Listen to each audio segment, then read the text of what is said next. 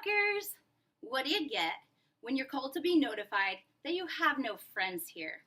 And that the livelihood of those you still respect is being threatened due to their association with a terrorist?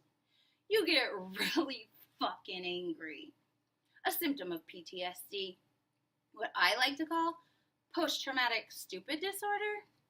Now, to aid you in understanding my current reality, having been raped 3 times before the age of 18, not once did I adopt a victim mentality. As a matter of fact, it prepared me for the overwhelming amount of men who would ultimately challenge my sexual boundaries, allowing me to turn the other cheek as I governed each situation by the individual's general rule of ethics rather than their sexual behavior. And while most military members were drawing inspiration for service from playing with toy soldiers, my sisters and I were running recons on how we were going to save our mother who was tied up in the basement execution style, going to church on Sundays with broken forearms because they stopped a bat that was aimed for a head, and running rescue missions in fear of what failure meant for my sister or mother who was left behind. Simply stated, it wasn't the sexual trauma, the abusive father, the realities of war, or the fear of death that's been traumatic.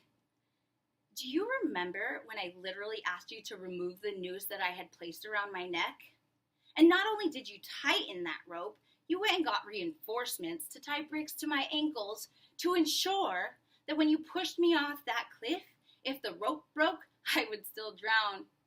Yeah, it was the vindictive aggression, the reprehensible lack of integrity, and the overall disregard for our Army values, coupled with the absence of courage from those of you that knew better but did nothing to stand up against the corruption.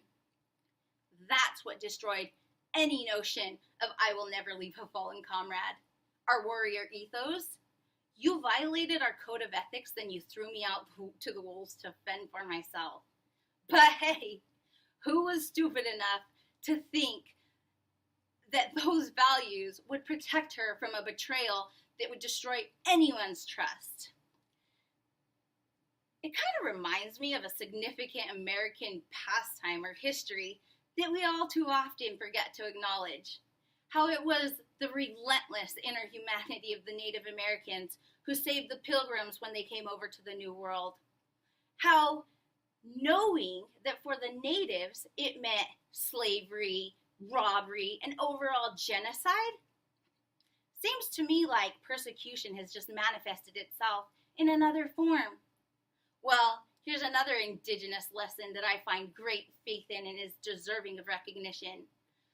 A country is not, a country is not defeated until you take down their women. You violated my rights, you took away my freedom, and you annihilated my overall ideologies. And I know that right now it's superficial, but thank you. Thank you for turning up the heat and applying a little pressure, because I did allow myself to become a victim of complacency.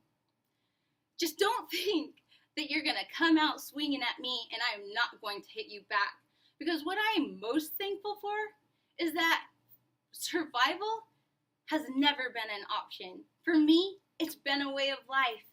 And I don't have a flight or fight response. Fighting will be my only course of action. Happy Thanksgiving, y'all.